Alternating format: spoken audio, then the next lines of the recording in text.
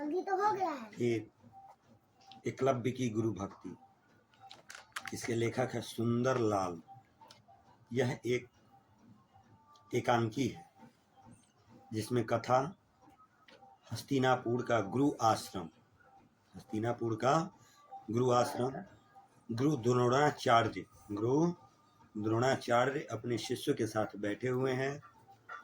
तभी एक बालक गठीला बदन और कृष्ण वर्ण का वहां आता है। कृष्ण वर्ण का हो तो काले वर्ण का वहां आता है और गुरु द्रोण को साष्टांग दंडवत करता है। द्रोण कहते हैं, कौन हो तुम, क्या चाहते हो? तो बालक बोलता है, मेरा नाम एकलव्य है, मेरा नाम एकलव्य है। यहाँ से 10 कोस दूर एक जंगल में रहता हूँ। आपका नाम और यश को सुनकर आपके पास आया हूँ। आप मुझे धनुर्विद्या सिखा दे, मतलब धनुष का ज्ञान दे, यही प्रार्थना है आपसे। द्रोणाचार्य कहते हैं, देखो जी, मैं केवल राजघरानों के बालकों को धनुर्विद्या सिखाता हूँ, बाकी को नहीं। एकलव्य बोला, ऐसा क्यों श्रीमान? पवित्र विद्यादान में ऊंच नीच का यह भेद क्यों गुरुदेव? क्या विद्यादात्री माँ सरस्वती यह नहीं चाहती कि उनकी सारी संतान सुशिक्षित हो, पढ़े लिखे हो?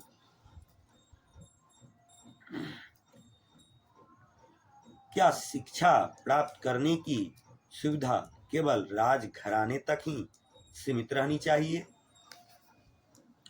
द्रोण कहते हैं, हमारे विद्यालय का यही नियम है, हमारे विद्यालय का यही नियम है। यहाँ केवल राजघराने के बालकों का ही नामांकन होता है। फिर एकलव्य कहता है, ऐसा नियम तो शायद आपने ही बनाया होगा, शायद आपने ही बनाया होगा। समाज के अन्य बच्चों को शिक्षा से वंचित रखना क्या अन्याय और अनुचित नहीं है? आप तो विद्या देवी के श्रेष्ठ पुजारी हैं, फिर आपके हृदय में यह भावना क्यों भगवान? फिर द्रोणाचार्य कहते हैं, नहीं नहीं, तुझे मैं अपना शिष्य कदापि नहीं बना सकता हूँ, तुझे मैं अपना शिष्य कदापि नहीं बना सकता हूँ। जाओ, चले जाओ यहाँ से। बार बार अनुनय विनय प्रार्थना करने के बावजूद भी द्रोण ने एकलव्य की फटकार कर भगा दिया, एकलव्य को फटकार कर भगा दिया। निराश होकर उसने घर का रास्ता लिया, अपने घर वापस गया। इतना होने पर भी बालक के हृदय में द्रोण के प्रति जरा भी अश्रद्धा एवं दुर्भावना पैदा नहीं हुई और न उत्साह में न्यूनता ही आई। फिर स्थान आता है, जंगल में एक झोपड़ी है।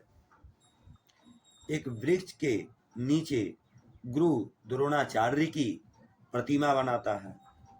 फिर मिट्टी की बनी हुई एकलव्य प्रतिमा को एकलव्य पूर्ण एकाग्रता के साथ और तन्मयता के साथ तीर चला रहा है, मतलब खुद से सीख रहा है। उसी समय गुरु द्रोण अर्जुन के साथ वहां पहुंचते हैं और ध्यान से बालक को तीर चलाते हुए देखते हैं। उसकी अभूतपूर्व दक्षता और योग्यता देखकर द्रोण अत्यंत प्रभावित हो उठते हैं उससे, किंतु उसे अपने सर्वश्रेष्ठ शिष्य अर्जुन से बढ़कर देख द्वेषाग्नि में जलने लगते हैं। फिर द्रोण कहते हैं, बालक को एवं चारों ओर देखकर आचार्य से स्वतः, अरे यहाँ तो मेरी प्रतिमा स्थापित है, चरणों पर फूल का ढेर लगा हुआ है, गले में माला है, वाह अनुपम गुरु भक्ति है।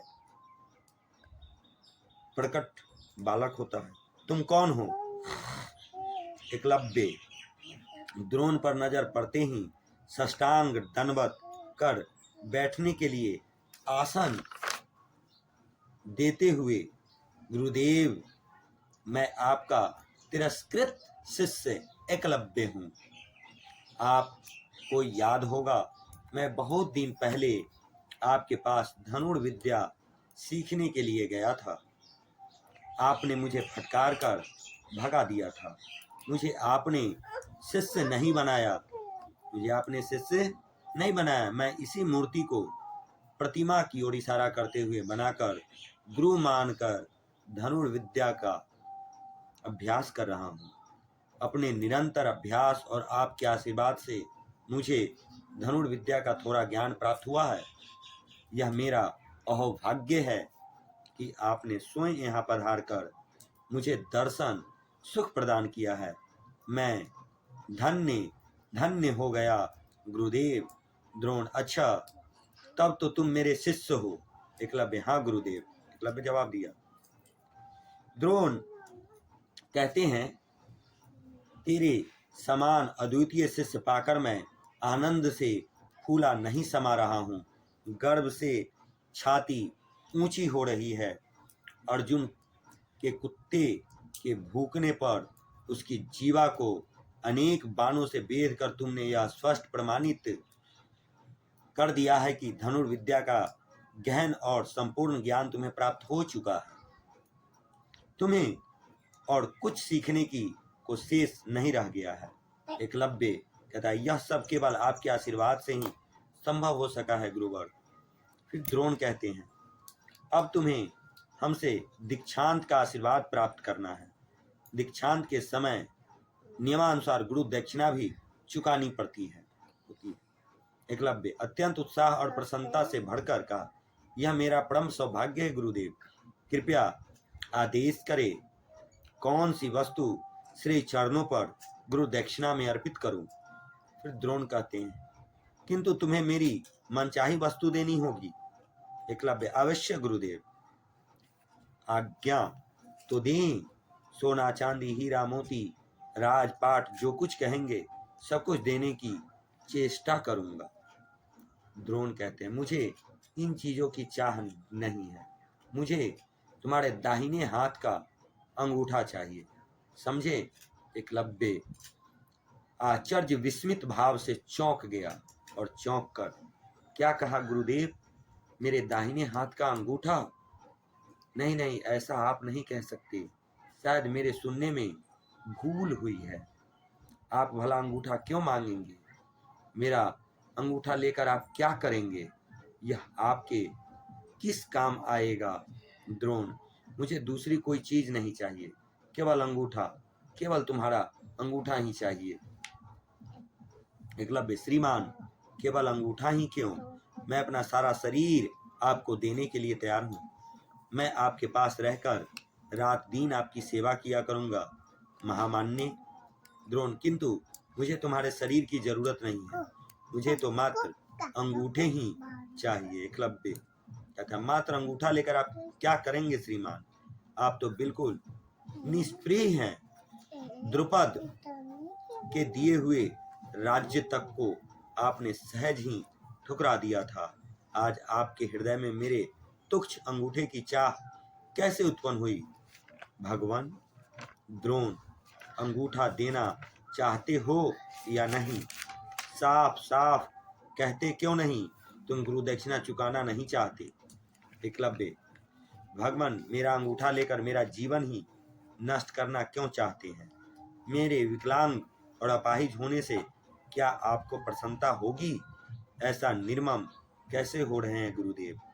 कीमती से कीमती चीजें देने के लिए मैं तैयार हूँ। द्रोण मैंने कह दिया कि अगर तुम गुरु दक्षिणा देना चाहते हो तो मेरी मनचाही वस्तु ही अर्पित करो। गुरु दक्षिणा में गुरु की इच्छा होती है, शिष्य की नहीं। एकलव्य कहता प्रभु आप मेरे गुरु हैं।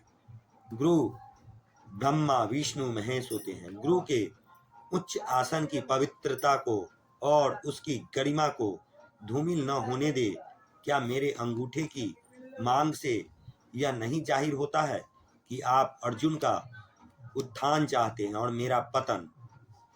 गुरु को तो समदर्शी होना चाहिए, सभी शिष्यों के प्रति समान सद्भाव होना चाहिए, पश्चाताप नहीं।